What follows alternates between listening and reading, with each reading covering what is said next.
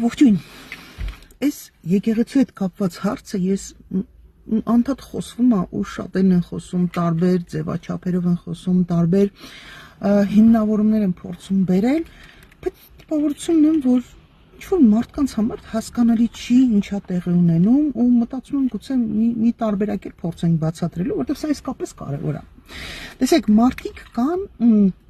որոնք չեն կարողանում հասկանալ, որ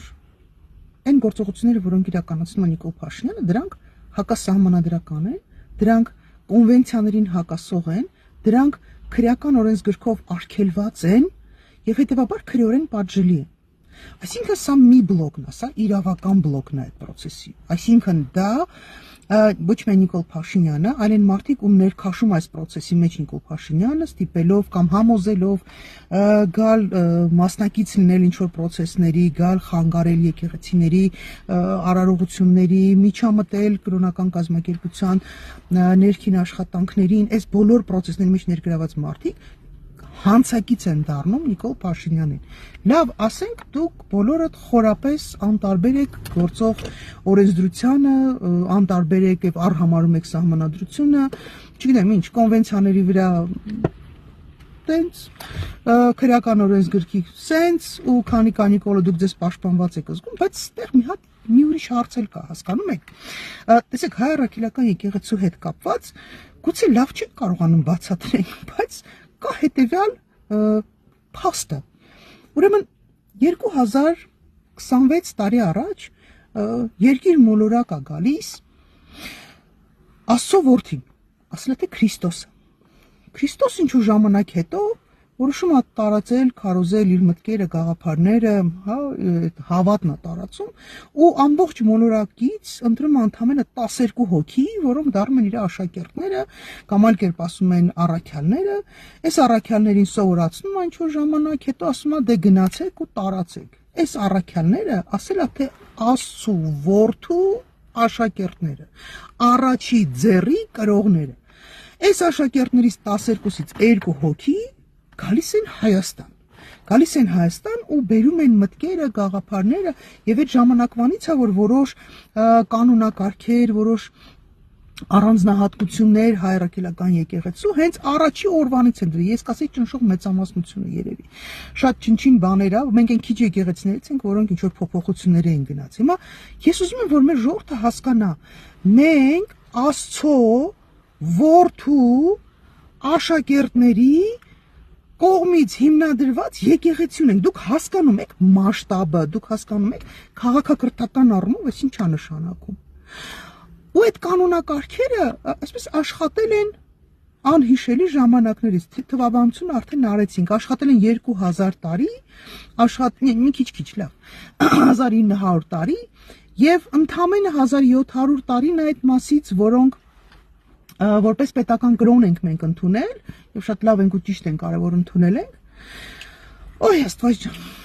Եվ եկեղեցին առաջնորդվել է անհիշելի ժամանակներից այդ նույն կանոնակարգերով եւ խնդիրները մեր եկեղեցու հետապնդումները շատ դեպքերում կապված են եղել հենց նրա հետ, որ մեր եկեղեցին չի ուզել դառնա հրաժարվել են շատ յուրահատկություններից, որոնց կրողն ու պահապանն է նորից ուշադրություն Աստծո որդու կողմից ստեղծված եկեղեցու, հասկանում եք մեր վրա դրած միսիան, ես չեմ կարողանում հասկանալ։ Հիմա եկել է մի հոգի, մի մարդ, լավ,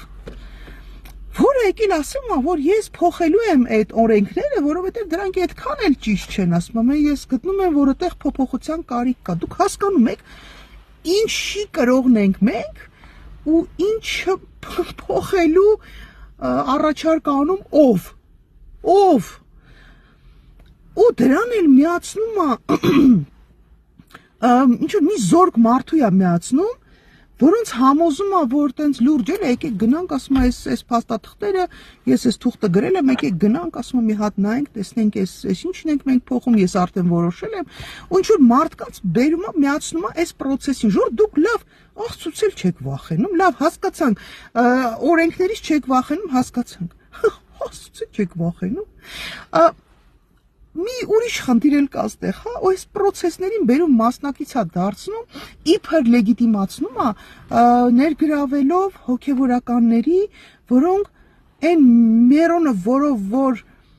էլի այն անհիշելի ժամանակներից կրող ու պահապանն ենք մենք, հասկանում եք, այդ մերոնը ուրացողներին բերում է իր կողքը կանգնացնում է, մտամ այդ process-ն էլ արդարացված է։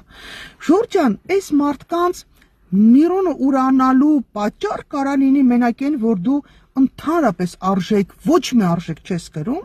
կամ դու գործել ես մեղքեր, որոնք քո դիմացը դրել են, ասել են ընկեր ջան, մի խոսքով կգաս մեր հետ կաշխատես, թե չէ այս մեղքերդ կհրապարակենք։ Հիմա այս մարդիկ, որոնք որ ուրացել են Միրոնը, որոնք որ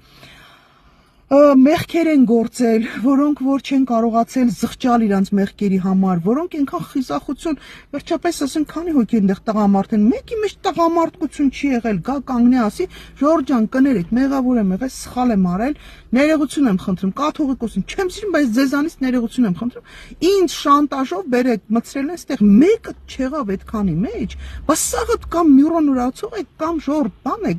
չգիտեմ, մեղքերի մեջ այնքան թաղված եք, որ ձեզ կարելի է բերել, հասցնել այս դռանը, որ դուք ուրանաք, ինչի հիմնադիր եղել է Աստված, հասկանում եք, Աստված Աստծո որդին, ես չգիտեմ, ես չեմ կարողացա բացատրեմ, թե չէ։ Մի խոսքով այս ամբողջ process-ին կարևոր մեսիջը հետևյալն է, քիչ երկար ստացվեց, բայց ոչինչ։ Մի կողմից Նիկոլ Փաշինյան իր գործողություններով ձեզ դարձնում է քրեական օրենսգրքով արգելված գործողությունների դատապարտելի, քրեորեն դատապարտելի գործերի հանցակից է սարքում իրան, ձեզ բոլորիդ։ Մյուս կողմից էլ ինքը ձեզ հանցակից է դարձնում, չգիտեմ, աստվածային ինչ-որ ծրագրերի, պլանների, եկեղեցու, հասկանում եք։ Դուք ուզում եմ հասկանամ, այն մարդիկ, ովքեր որ իսկապես ինքնակամ, գիտակցված, իրենց ցանկությունով, իրենց կամքին հակառակ չէ, հենց իրենց գիտակցումով, ցանկությունով գնում եք, կանգնում եք Նիկոլ Փաշինյանի կողքին այս եկեղեցու դեմ ուղղված process-ում։ Ինչ եք շահում դուք։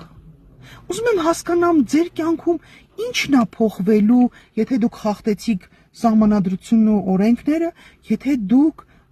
Աստծո որդու հիմնած եկեղեցու դեմ